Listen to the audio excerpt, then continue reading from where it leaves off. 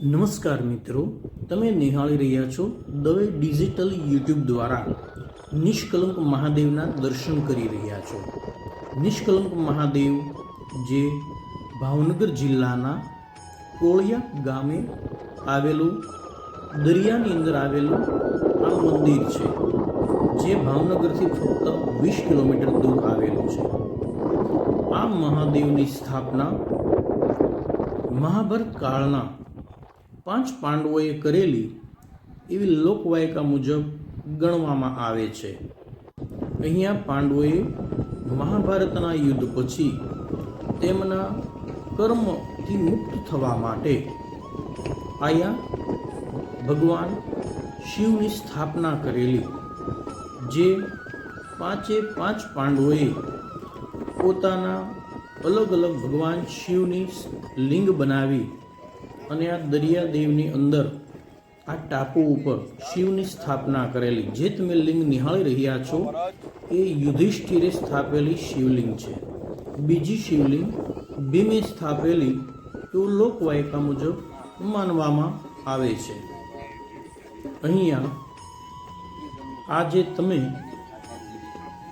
ત્રીજી શિવલિંગ નિહાળી રહ્યા છો એ અર્જુને જેની સ્થાપના કરેલી એવું લોકવાયકા મુજબ માનવામાં આવે છે।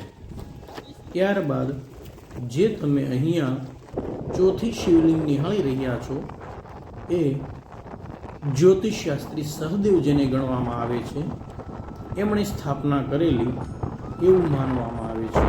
અને છેલ્લે આ 5મી શિવલિંગ નકુલે સ્થાપના કરેલી એવું લોકવાયકા મુજબ માનવામાં આવે છે। આ મંદિર અહીંયા કોઈ શિખર નથી મિત્રો, અહીંયા ફક્ત દરિયાની અંદર કિનારાથી 1 કિલોમીટર દૂર પગપાળા ચાલીને આવવાનું રહેતું હોય છે। અહીંયા દરિયાની ઓટ છે એ અર્ધદૈનિક છે, સવારે 9 વાગે છે પાણી ઉતરે છે અને મંદિરનું પરિસર છે ખુલ્લું થઈ જાય છે। આ મંદિર આખા ભારતની અંદર એક જ એવું છે કે જે શિવને મંદિરની શિખર નથી। ટાપુ ઉપર દરિયાદેવ જ 5 મહાદેવની શિવલિંગનું અભિષેક કરે છે અને અડધો દિવસ આ મંદિર છે પાછું ઢકાઈ ગયેલું રહેતું હોય છે। અહીંયા ધર્મસ્તંભ છે। લોકવાયકા પ્રમાણે એવું માનવામાં આવે છે કે ભાદરવી અમાસના દિવસે અહીંયા દરિયાદેવ છે કે જે અર્ધદૈનિક ભરતી આવે છે એ ભરતીથી પણ અડધી ભરતી આવે છે, જેના કારણે દરિયાદેવ છે એ શિવના દર્શન કરવા માટે અમાસના દિવસે અહીંયા વાધુ આવતું નથી, ભાદરવી અમાસનું। અને દર ભાદરવી અમાસે અહીંયા ઘોઘાના રાજાની ધજા ચડે છે એવું લોકવાયકા મુજબ માનવામાં આવે છે। અહીંયા હજારો ભાવિ ભક્તો પોતાના કર્મમાંથી મુક્ત થવા માટે ભગવાન શિવના દર્શન કરવા માટે આવે છે અને સાથે દરિયાની અંદર પાણીની મોજ માણતા હોય છે। તમે અત્યારે જે નિહાળી રહ્યા છો એ દરિયા વિભાગ છે, પણ પાણી ઉતરી ગયું છે, જેના કારણે અત્યારે આપણને પાણી આમાં દેખાતું નથી। આ દૂર વિભાગ છે, મંદિરથી ટાપુ જે વિભાગ અંદર આવેલો છે એનાથી દૂર વિભાગમાં પાણી વિભાગનું દ્રશ્ય લીધેલું છે। 12 વાગે એટલે તરત જ છે આ પાણીની પાછી ભરતીઓ શરૂ થઈ જાય। 12 થી 4 વાગ્યા સુધી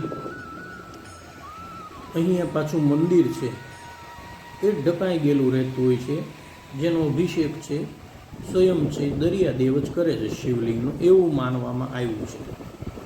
અહીંયા જ્યારે ઓટ આવે ત્યારે કોઈ જ ત્યાં મંદિરની પરિસરમાં રહેતું નથી। અને મિત્રો આ એક જ મંદિર એવું છે કે જેને કોઈ શિવલિંગને ઘૂમટ નથી કે નથી શિખર। ઉપર આકાશનું શિખર હોય છે અને નીચે દરિયાદેવના ભૂગર્ભ ભાગમાં બનેલો ટાપુ વિભાગ એ જ ભગવાન શિવનો ગર્ભગૃહ હોય છે। એક જ મંદિર આવું અહીંયા હોય છે। અહીંયા લોકવાયકા મુજબ 5 પાંડવ અને માતા કુંતી અને દ્રૌપદી આટલા છે વહાણવટુ દ્વારા નીકળેલા અને તેને અહીંયા કોઈ ચમત્કાર બતાણેલો અને ભગવાન શ્રી કૃષ્ણના આજ્ઞા મુજબ અહીંયા 5500 વર્ષ પહેલાં ભગવાન શિવની સ્થાપના કરેલી અને પ્રથમ પૂજા છે એ પાંડવોએ કરેલી એવું લોકવાયકા મુજબ માનવામાં આવે છે.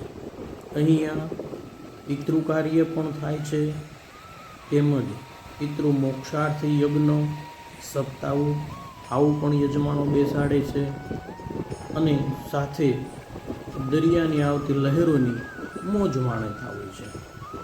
અહીંયા ભાદરવા મહિનો, કારતક મહિનો, ચૈત્ર મહિનો, શ્રાવણ મહિનો વધારે મહત્ત્વ ગણવામાં આવ્યું છે. તમે જે નિહાળી રહ્યા છો એ મંદિરથી 1 કિલોમીટર દૂર સુધીનું કેમેરા મીડિયાનું વ્યૂહાત્મક રચના દ્વારા તમે જોઈ રહ્યા છો. નમસ્કાર મિત્રો, ફરી મળશું આવી જ મુલાકાતે.